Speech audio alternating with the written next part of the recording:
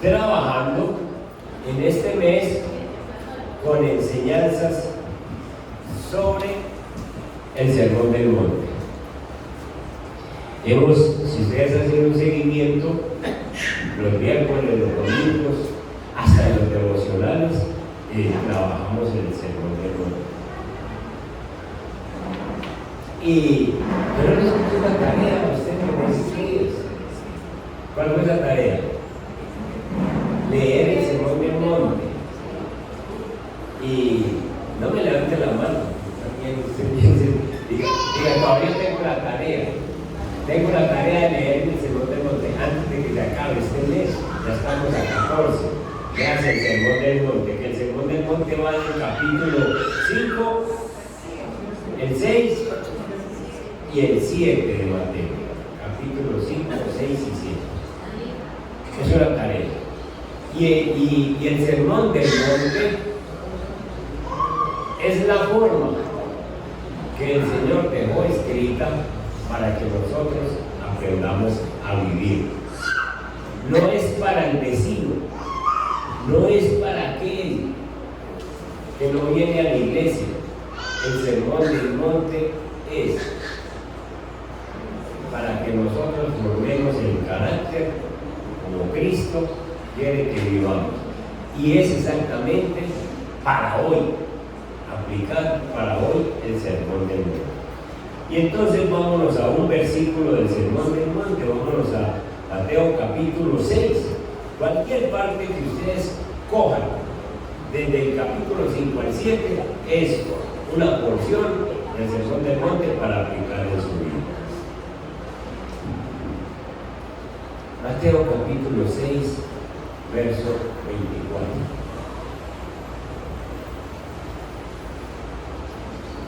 Miren esto. Ninguno, nadie, ni pagano, ni cristiano, nadie en la vida puede servir a los señores. Nadie. Porque o aborrecerán uno y amarán al otro, o estimarán uno y menospreciarán al otro. No podéis servir a Dios y a la riqueza. ¿Qué versículo es? Dios empieza, Jesús empieza hablándonos de dos señores, y en un breve versículo como este nos dice cuáles son los dos señores. No lo deja así como uno, como, bueno, está bien, yo no puedo servir a dos señores, ¿cuáles eran? Pero terminando el versículo dice exactamente cuáles son los dos. Dios y las riquezas. No podemos servir a los dos a la vez. Nosotros hemos escuchado muchas veces esto, y hasta lo tenemos como una máxima, como un dicho: así no se puede servir a los señores. ¿Sabe exactamente lo que significa? Se ha puesto a estudiar esto de lo que significa. ¿Qué quiso decir Jesucristo con esta enseñanza? ¿Cómo podés aplicar esta enseñanza a la vida? Jesús suelta esta perla en medio del Sermón del Monte. La suelta, y antes había hablado, antes de soltar esta perla, en el mismo contexto, en el versículo 19, había dicho el Señor: no se hagan tesoros en la tierra. No os hagáis tesoros en la tierra, donde la polilla y el orín o el óxido corrompen, y donde ladrones minan y hurtan. Aquí, sobre todo en Antioquia, los viejos hablaban mucho de las famosas huacas. ¿A ustedes no les? Se encontró una huaca. Tal persona se enriqueció porque se encontró una huaca. Porque viejos antiguos escondían la platica, la escondían, la enterraban y se morían con ella enterrados.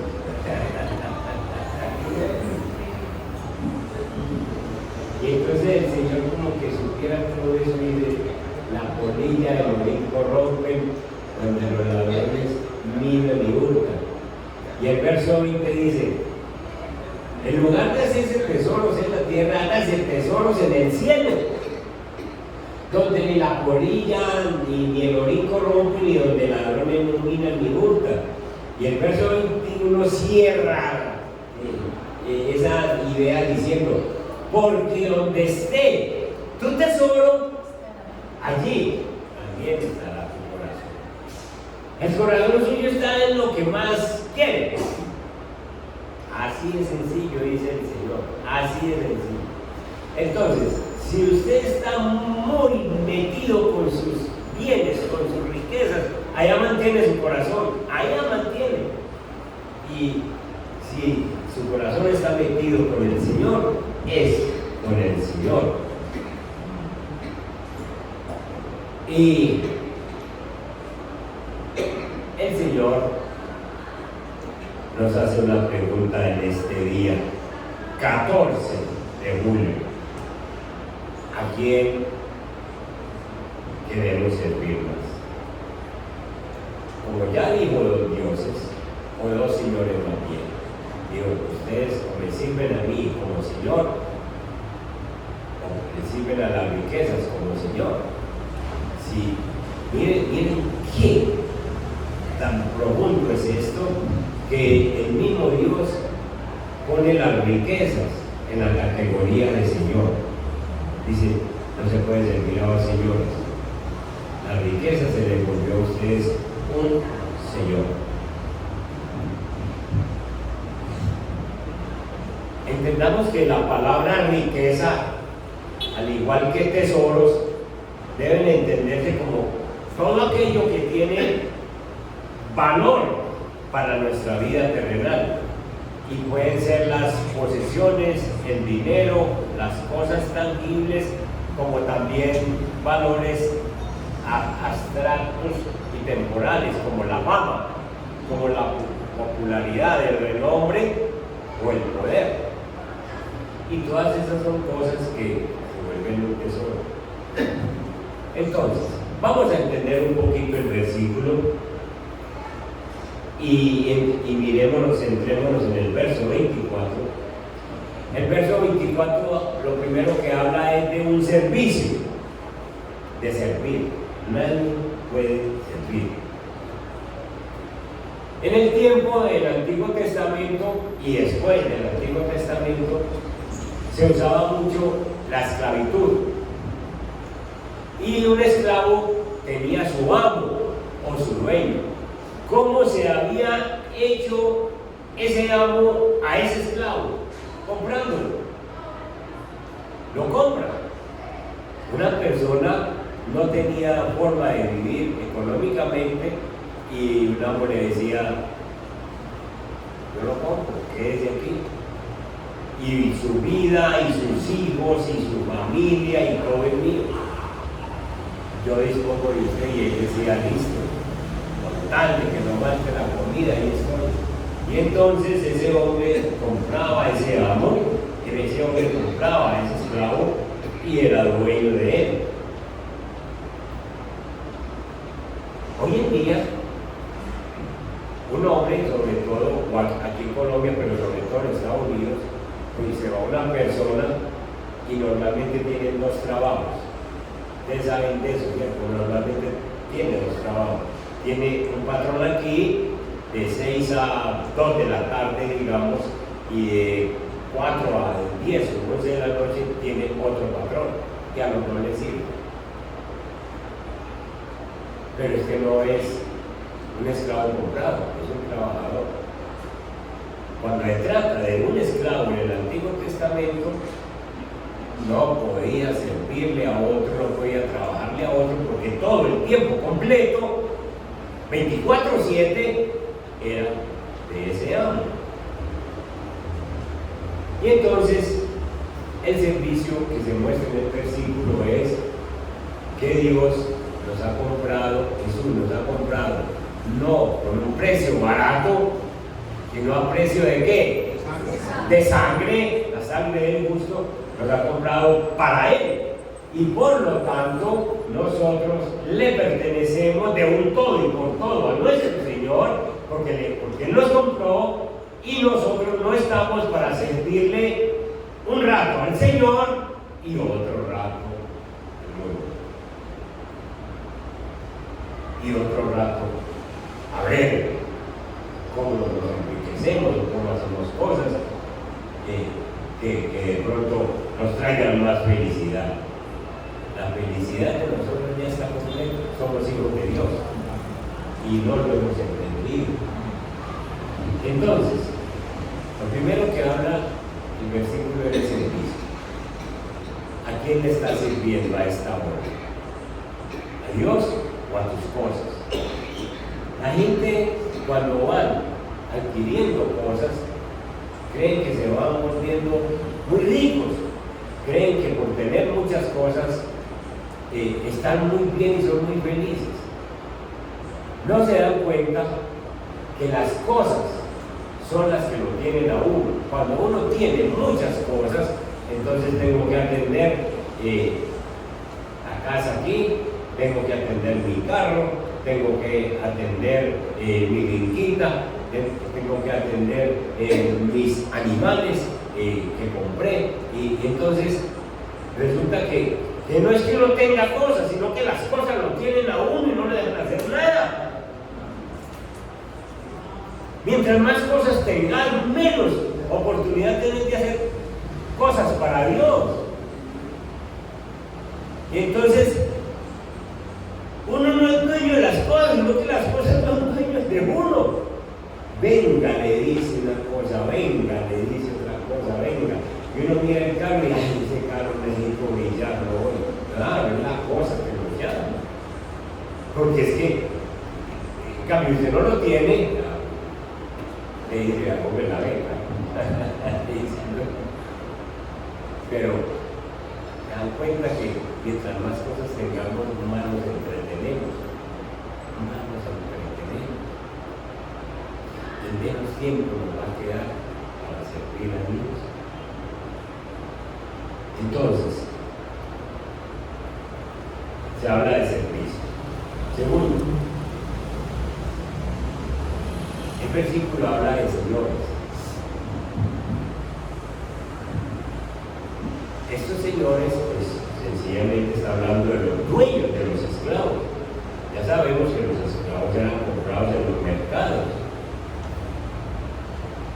Con Cristo la cosa es distinta.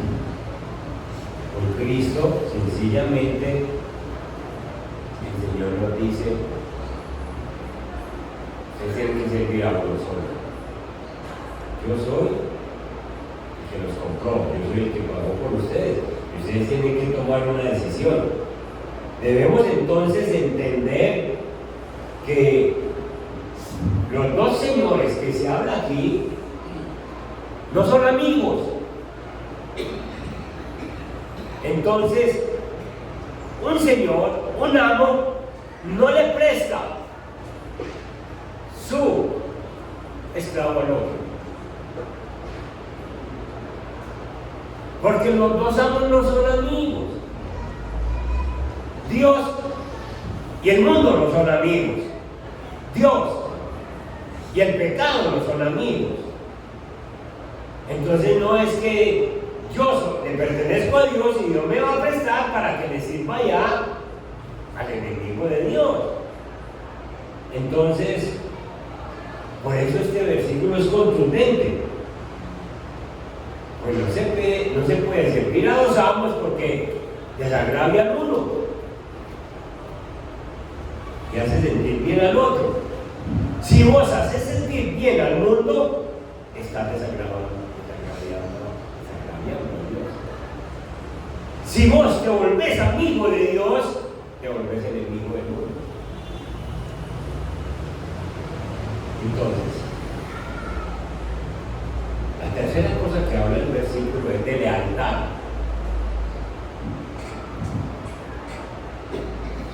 La lealtad, hay que ser leales a quien le servimos. Y en este caso, para nosotros es a Dios. La Biblia habla muy claro de que nosotros los creyentes tenemos tres enemigos. ¿Cuáles son? La carne, el mundo y Satanás. ¿Cuál de los tres es más fuerte? La carne. Porque la carne está conmigo. Ya saben que el diablo está afuera, el mundo está afuera, pero la carne está aquí. Les pregunto, ¿la carne quiere a Dios? No. ¿El mundo quiere a Dios? No. Si el mundo quisiera a Dios, estaba aquí. ¿Satanás quiere a Dios? Son enemigos. Y entonces, Dios nos ha comprado. Somos de Dios y le debemos servir a Dios.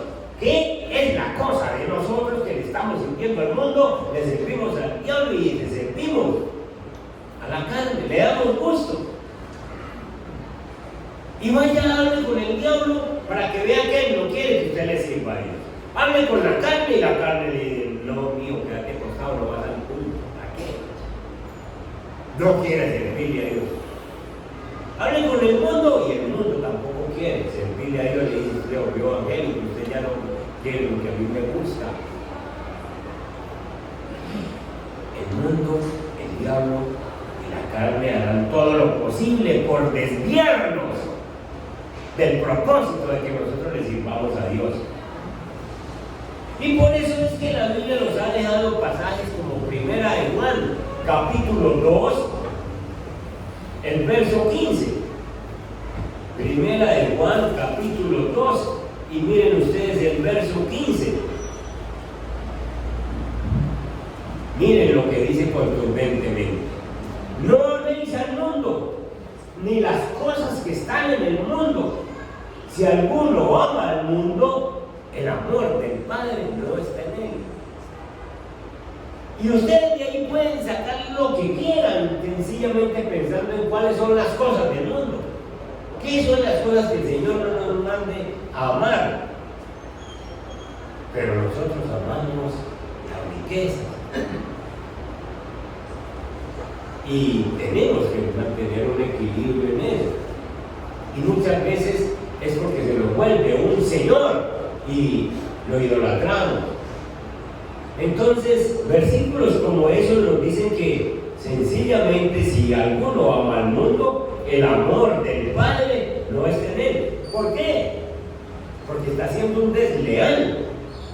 Porque está amando más al mundo que al Dios que nos creó y que nos compró.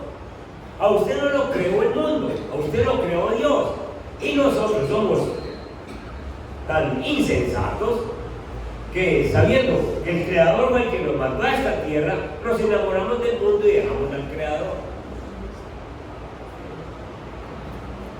Miremos 2 Corintios 6, otro versículo. Vayamos al verso 15.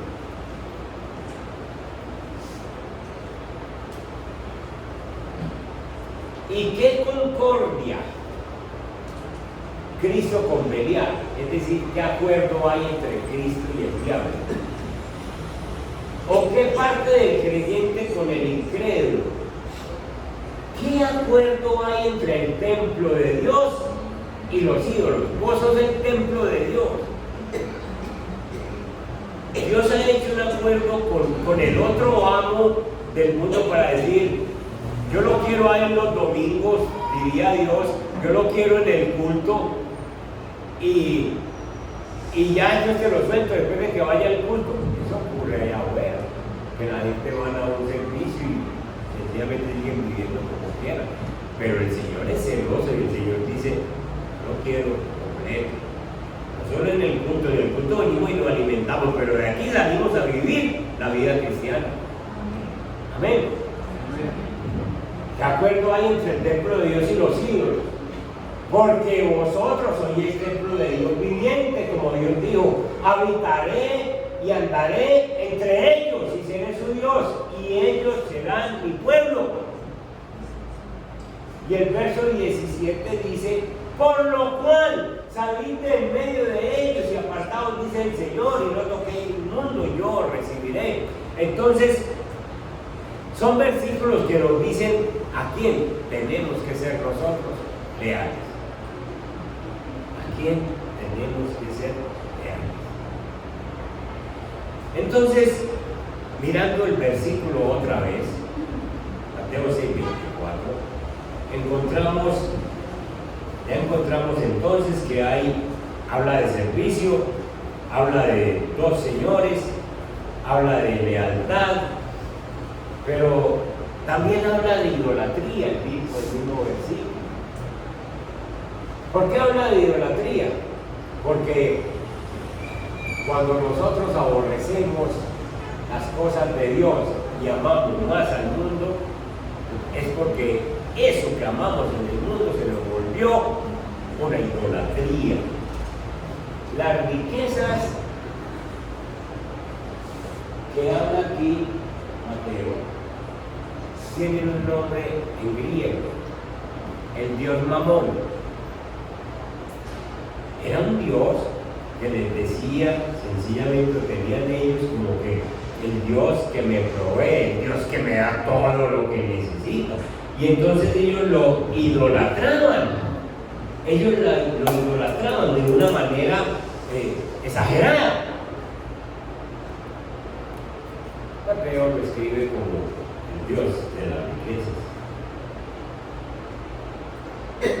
Se vuelve una idolatría lo que nosotros vayamos consiguiendo y lo idolatramos.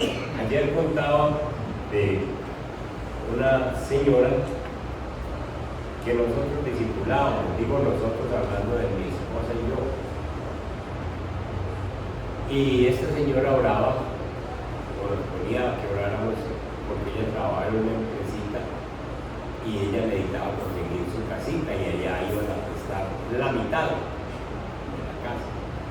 Y orábamos y le acompañamos y luego después del tiempo nos dimos cuenta que nos llama y pues, nos invitó a tomar café y me prestaron la mitad de la plata y ya hice la casa.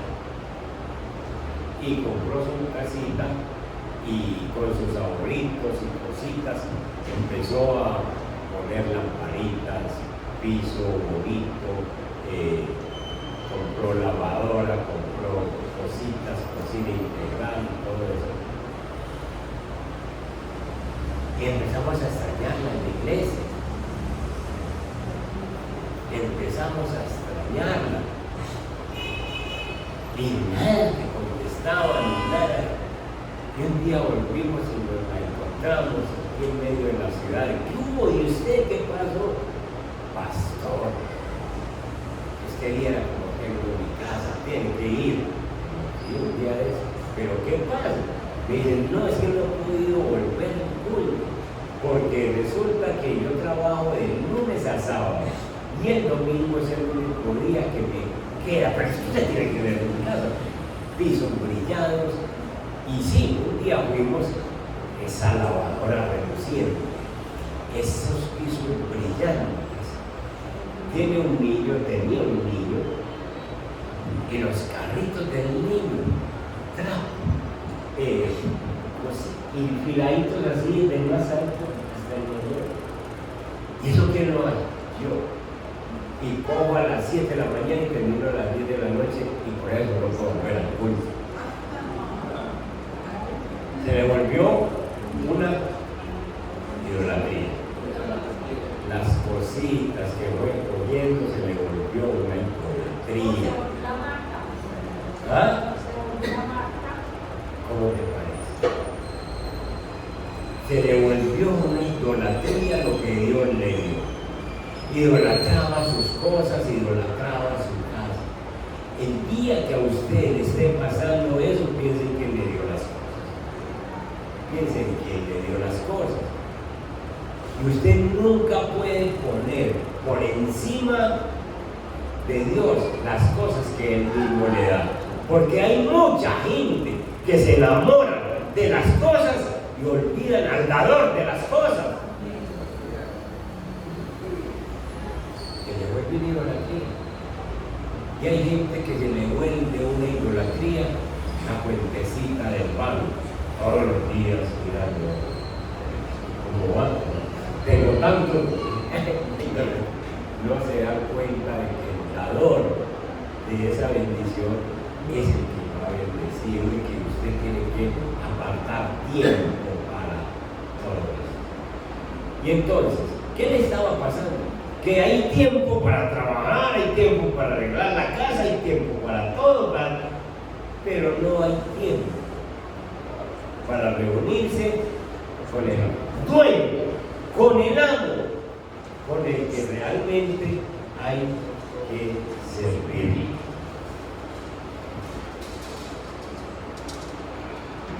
Hay amor en tu corazón hacia el dinero. Cada persona sabe lo que ama y lo que odia. Si usted en esta hora está confundido sobre eso, solamente debe meditar en una cosita: ¿dónde está su corazón? ¿Qué es lo que más le atrae a usted en su mente? ¿Qué es lo que más le amana? Y no se ponga pañitos de agua tibia, sea sincero con usted mismo. Si hay un amor hacia las posesiones, hacia las cosas que tiene terrenales, si ellas se roban la mayoría del tiempo de sus pensamientos, entonces usted se da cuenta de que eso es muy importante para usted. Si usted cuando piensa en las cosas del Señor, como congregarme, usted de pronto dice: si puedo hoy, ya es porque ya Dios no es su Señor. Si usted va a leer vivir, vamos a ver si esta tarde me queda y leo un capitulito, y si no, pues mañana. Ya Dios no es tu Señor. Si usted para hacer una oración piensa apenas pueda, ya Dios no es su Señor. Acuérdense que Él es nuestro amo y Él nos compró.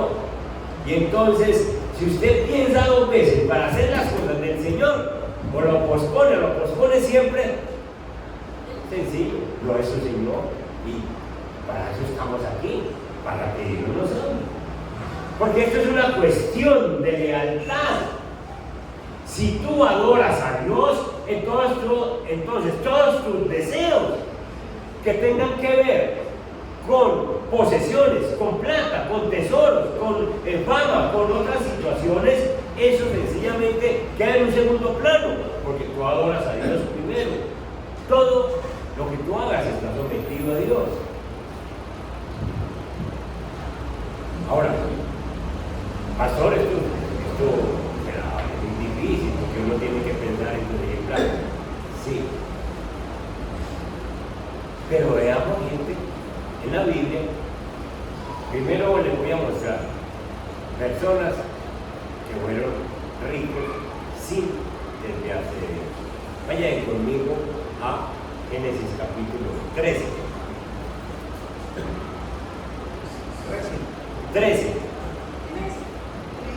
1:3. Y allí encontramos una historia de Abraham en 13:13. Miren ustedes, Dios había llamado a Abraham, ¿cierto? Abraham no tenía nada. Abraham no había dejado todo. Subió pues Abraham de Egipto hacia el Negev, él y su mujer con todo lo que tenía, y con él subió también Lot. Miren el verso 2, ¿qué es lo que dice?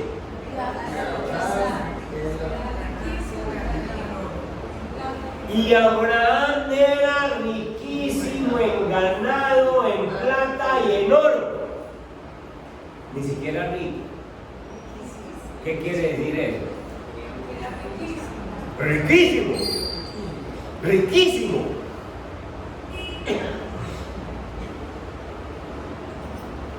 Y ustedes no van a encontrar a Abraham que estaba preocupado por el ganado, por la plata, por el oro. Bueno, tradúzcanlo ahora, al tiempo que estamos. ¿Cómo será una persona riquísima ahora? Entonces ya no es ganado, sino ¿qué? Carros, apartamentos, empresas, haciendas, además de ganado.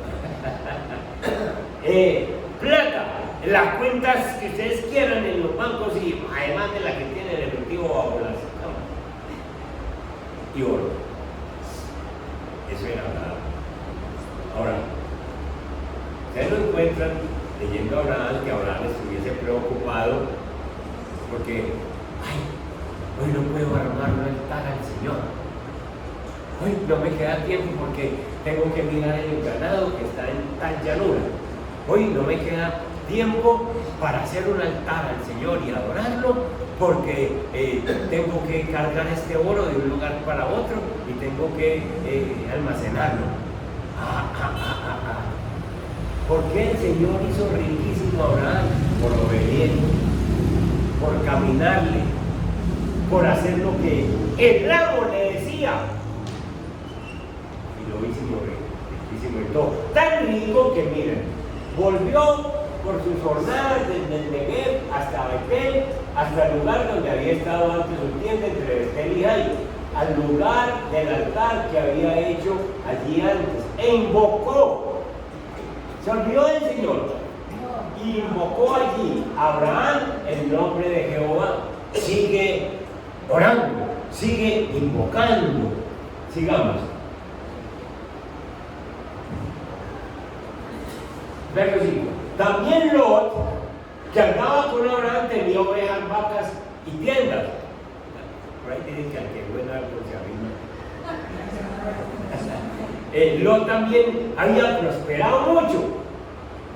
Y la tierra, miren eso, y la tierra no era suficiente para que habitasen juntos. Imagínense ustedes cuántas vacas y camellos y ovejas y obreros tenían. Pues sus posesiones eran muchas y no podían morar en un mismo lugar. Y hubo contienda entre los pastores del ganado de Abraham y los pastores del ganado de Lot, y el cananeo y el fereceo habitaban entonces en la tierra. Verso 8.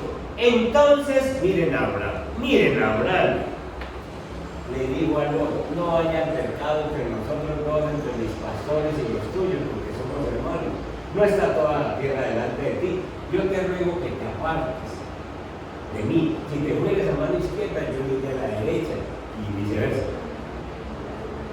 Nada de apegos por la riqueza. Hoy en día, el que tiene, quiere tener más. Y no quiere perder un peso. Aquí tenemos a Abraham que no tenía ningún apego por ninguna riqueza. Llega y trae a Lot y le dice, ¿sabe qué? Esos trabajadores de nosotros están agarrados. ¿Sabe qué? Escojan tierras. Y después de que usted escoja, yo veré qué hago. Y no está preocupado por nada. Porque sabe que el que lo enriqueció, que el que le da las cosas, está siempre pendiente de él y que nunca le va a faltar con nada. Si ya le dio, le vuelve a dar, lo encima y le da más. Porque sencillamente él es obediente a Dios. Cuidado con la riqueza. Ahí tenemos un claro ejemplo bíblico de un hombre que es rico y que no se enamora de la riqueza y que sigue amando a Dios y que sigue adorando a Dios y sigue sacando tiempo y arma altar para ofrecer a Dios. Si ustedes siguen leyendo el pasaje, van a encontrar de que después de que Lot se separa y escoge las llanuras de Sodoma y Gomorra, el Señor llama a Abraham y lo sube a un monte alto y le dice, mira al norte, mira al sur, mira al oriente, mira al occidente, hasta donde le alcance la vista, y todo eso es suyo. Era rico, era riquísimo y lo volvió hiper, mega, super riquísimo.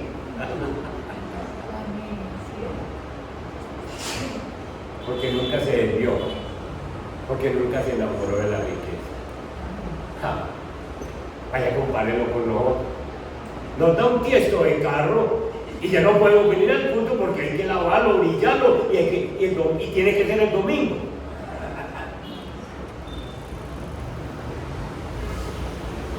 Nos da un pedacito de tierra para sembrar plátano y yucas y ya me tengo que mantener allá porque si no, entonces ya no puedo ir al culto, ya no puedo hacer nada, ya no puedo servir al Señor, ya no puedo ir a evangelizar, ya no puedo hacer nada porque tengo que cuidar el plátano.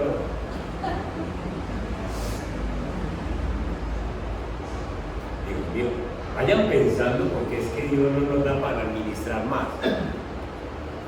Precisamente es porque nos enamoramos de Él. No se puede amar a dos señores. No se puede. Definitivo. Miremos un hombre que se enamoró de la riqueza. Vaya conmigo a Juan capítulo 12.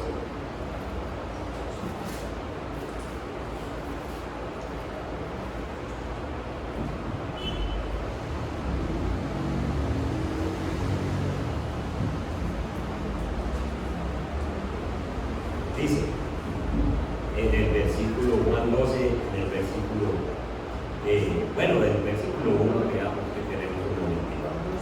6 días antes de la Pascua vino Jesús a Betania, donde estaba Lázaro, el que había estado muerto, y a quien había resucitado de los muertos. Y le hicieron allí una cena. Marta servía, y Lázaro era uno de los que estaban sentados a la mesa con él. Entonces María tomó una libra de perfume de nardo puro de mucho precio y ungió los pies de Jesús y los enjugó con sus cabellos, y la casa se llenó de perfume. Dicen que ese perfume costó 300 denarios. 300 denarios es el valor del pago de un día de salario. Lo que está diciendo es que casi un año de salario se lo invirtió María a ese perfume. ¿Le interesaba? No, le interesaba más Jesús. Pero el verso 4 dice, y uno de sus discípulos, y ahí dice el nombre, Judas Iscariote, hijo de Simón, el que le había de entregar, digo, ¿por qué no fue este perfume vendido por 300 denarios y dado a los pobres? Pero dijo esto no porque se cuidara de los pobres, sino porque era ladrón, y teniendo la bolsa sustraía de lo que se echaba en ella. Miren esto, hermano. ¿Cuántos años caminó Judas con Jesús? 3 años. 3 años caminó con Jesús. Desde que entró, Judas era un hombre bueno para las matemáticas, contador. Y entonces, quieren que le maneje la práctica, para que cuando vamos, entonces dijeron sí, y yo digo, está bien, eso está bien, está bien. Siempre se robaba la práctica, siempre mantenía los números, porque desde que Judas se acercó a Jesús, amaba más el dinero. Amaba más el dinero. Él tenía otro Dios, él tenía otro amo. Y se acercó a Jesús para decirle, yo te amo, Jesús, yo quiero seguirte. Y Jesús le dijo, quédese aquí. Pero durante todo el transcurso, el hecho de que la Biblia diga que era ladrón y que siempre sustraía, quiere decir que siempre estaba pendiente del dinero. Entonces les daban una ofrenda y dijo, venga para acá. Y decía, bueno, listo. Entonces, esto para el bolsillo, esto para tomar tinto. Y entonces lo mantenía así, y como medidito, pero siempre sustraía. ¿Qué tenía Judas en su cabeza? El Dios dinero. Nunca amó a Jesús. Y cuando usted tiene un amo que realmente domina su mente, tarde o temprano sale a flote, porque eso no se queda oculto. ¿Qué pasó con Judas? Que un día sencillamente digo, esto no va a caminar como yo quiero, yo no veo que Jesús vaya a llegar a ser el César, que vaya a destronar a los romanos. No, él como que va por otro lado. Y entonces salió de su corazón lo que había y dijo, denme 30 monedas de plata, exactamente, plata, dinero, que es mi Dios, es lo que a mí me gobierna. Denme 30 monedas de plata y yo lo entrego. Y así. Entonces, hermanos, a la final va a salir a flote lo que hay en usted. Si usted ama a Dios, usted sencillamente, pase lo que pase, usted ama a Dios. Pero si usted tiene otro Dios, las riquezas y esas cosas, eso va a salir a flote. Y lo mejor es que nosotros ahora mismo nos pongamos en las manos del Señor y nos diga, y le digamos, Señor, está bien que me des cosas, pero nunca que yo me vaya a apartar de ti. Ese es en el Nuevo Testamento un caso de un hombre que sencillamente demuestra que ama más a la riqueza, y no se puede amar a dos señores. Pero en el Antiguo Testamento hay otro caso, ¿se acuerdan de Giezi? Sí. ¿Es el criado de quién? De Eliseo. Y entonces, eso está en Segundo de Reyes, capítulo 5. Y entonces, resulta que este hombre, Naamán, va a donde Eliseo a que le cure la lepra, ¿se acuerdan? Y entonces este hombre, como es un general, pues él llega lleno de riquezas, él llega lleno de camellos y cosas, sencillamente entra como quien dice, si este hombre me sana la lepra, yo le regalo todo esto, pero espérame que me sane, obviamente. Y entonces ustedes ya saben la historia de que Eliseo no le sale ni a la puerta le sale, sino que le manda a decir con el criado y dice, métase al Jordán, métase 7 veces y será sanado. Y entonces el general con todos sus soles, con todas sus estrellas, en su charretera, su chaqueta, que mami te trae el río, el río bonito allá en Damasco. Y entonces los siervos le ayudan y le dicen, métase por favor general, si él hubiera pedido otra cosa, usted se la da, mire todos los camellos llenos de oro, de plata, de vestido. Y entonces, ayer, y les hizo caso y le metió tanto, 7 veces. Y cuando sale, la 7ª vez, su carne limpia como la de un niño, dice la palabra. Y entonces el hombre está muy agradecido. Pero entonces le dice a Eliseo, venga yo, no me den nada. A mí no me den. Váyase con su oro, váyase con su plata, váyase con su vestido. Yo no vi que lo ganó, el que lo ganó fue el Señor y yo no trabajo por él. Es un hombre que ama a Dios y no ama ninguna riqueza. Vaya, dígale, hoy es un día un pastor. No importa dónde venga plata, traiga para acá.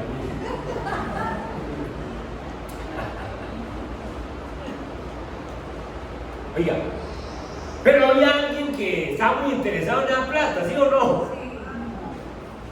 El pobre Giezi, que nunca le había puesto un vestidito por allá de Damasco, esas sedas hermosas, esas alforjas llenas de plata, y entonces dice, no está, yo no me la pido.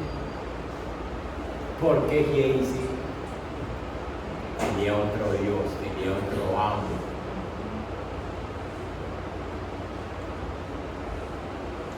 Amaba a Dios, pero creía que podía amar las riquezas también. Y las amaba. Y entonces digo, esta no me la pierdo. Y entonces apenas se despide Naamán con todas sus riquezas, otra vez para Damasco, él sale detrás corriendo y lo alcanza. Y entonces alcanza a mirar Naamán y ¿qué le pasaría a Eliseo? No a Giezi, sino ¿qué pasa? No, que mi Señor te manda a decir que vinieron los visitantes y que necesiten todos unos vestiditos y una platica, esa no toda, pero sí algo. No, ¿cómo así? Tenga esto, tenga vestidos, tenga lo otro, y hasta le presta a uno de los ayudantes, de los siervos de él, vaya, llévenle eso a ese hombre que no pesa mucho, y se lo lleva. Y entonces, Giezi, como es un astuto que ama mucho el dinero, hasta cierto punto le dice, hasta aquí, guárdame ahí, tranquilo, déjame que yo me lo doy ahí en adelante, de vueltas. Y va y se presenta así, lo sudoroso, delante de Eliseo, y le dice, Eliseo, ¿de dónde viene? No estaba mi corazón contigo cuando estabas pidiendo oro, plata, vestidos. yo no te mandé. La lepra que se le quitó a ese hombre nada más, se ha puesto sobre ti y sobre tu familia. Ay, amor al dinero. No tenía un amo, tenía dos. Escuchen, hermanos, con estos ejemplos entonces nosotros podemos determinar que lo que Dios dice en su palabra es así. Usted no puede amar a dos señores. Y el Señor está diciendo exactamente en el versículo cuáles son los dos señores. El Señor diría, yo, Dios, o la riqueza. Yo le doy la riqueza no le da Dios. Y Dios no quiere ni te va a soltar para que vos sirvas 50 y 50. No, Señor, olvide. Es que yo me dedico aquí 50% y 50% aquí. No, Señor. Señor, entonces 90 y 10. 90% para usted y 10% para el mundo. No, Señor, no me sirve. No me sirve. Señor, entonces 99 y 1. Y el Señor, el amo le dice, no me sirve. Porque ese 1% me lo pierde mío. Si me pierdo el mío. Con el Señor es 100%. Con Él no se negocia. Con el Señor es 100%. Y entonces, ¿es malo anhelar riquezas? No. Pero piensen en Abraham. Ahora, si quieren otro ejemplo, rapidito, es Salomón. Salomón es un joven de escasos 14 años que coge el reinado y le dice, Señor, este pueblo tuyo es muy grande. ¿Qué hago yo? Y el Señor se le presenta y le dice, pídeme lo que quieras que te dé. Y Salomón, muy dirigido por el Espíritu Santo, le dice, yo necesito sabiduría para manejar este pueblo, yo soy muy joven. Y el Señor le dice, por cuanto me pediste sabiduría y no riqueza, te doy la sabiduría y te hago el hombre más rico del mundo. Y ahí está Salomón con sabiduría. Sencillamente, si usted sí puede anhelar riquezas, pero sea sabio como Abraham, como Salomón, incluso como David, sean sabios, seamos sabios en lo que nos da. Y el día que el Señor nos dé cosas, sencillamente nunca se enamore de las cosas, porque esas cosas se quedan aquí en la tierra y lo único que Dios espera es que usted disfrute con Él en la eternidad. No se puede amar a dos señores a la vez. No sepa diferenciar eso es sabiduría, y empiece a vivir ese sermón del monte como Dios nos manda. Amén. Pónganse en pie y oramos.